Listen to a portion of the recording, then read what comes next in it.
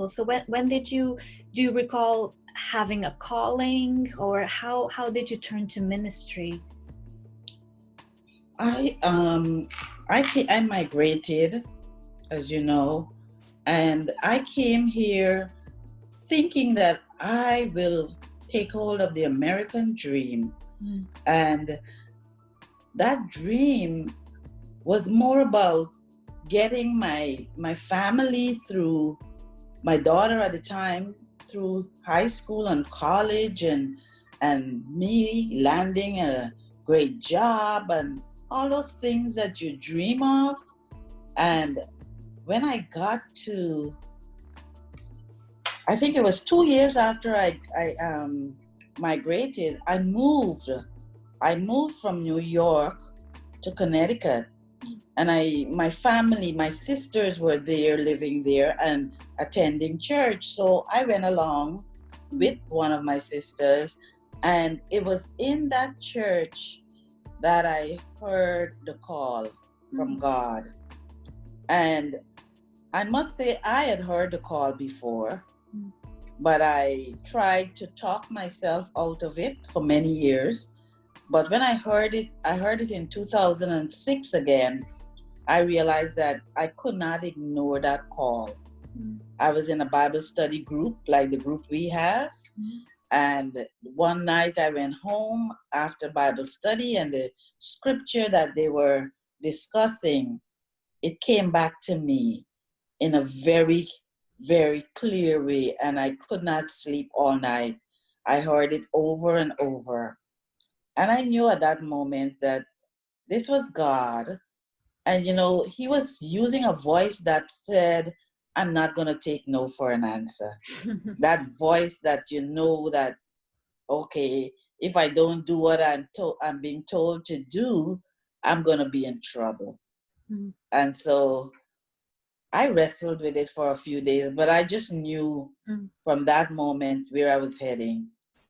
And I just had to follow God's path. I could not say no.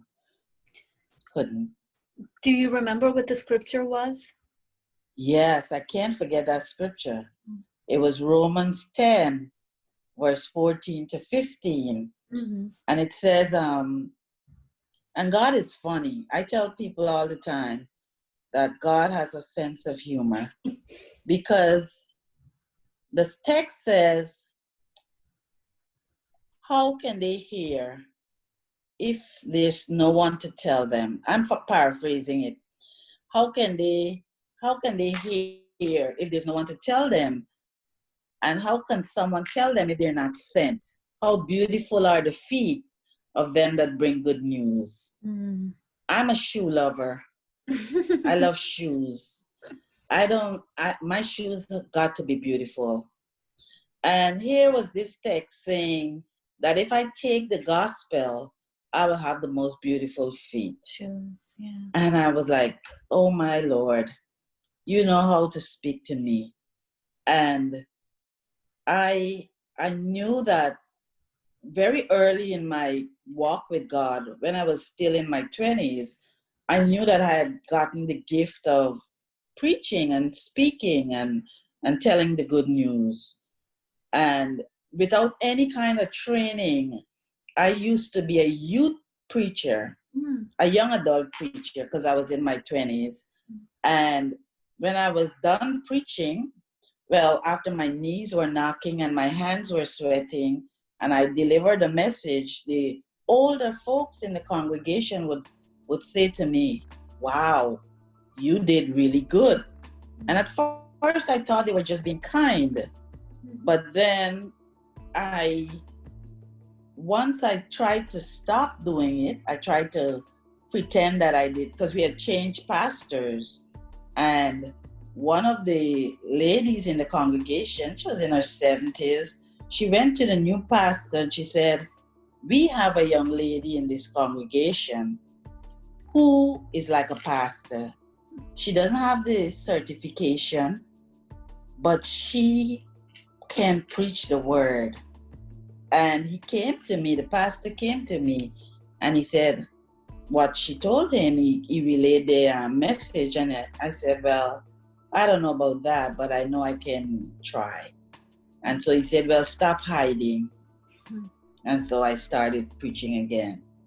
So I knew that gift was in me. So the word, that text that I just mentioned, confirmed that God had given me the gift to preach the word. And then when I went to seminary, I went to Drew in New Jersey. I got an award for preaching in my final year. So that further confirmed that that was my ministry. That was what I was supposed to be doing.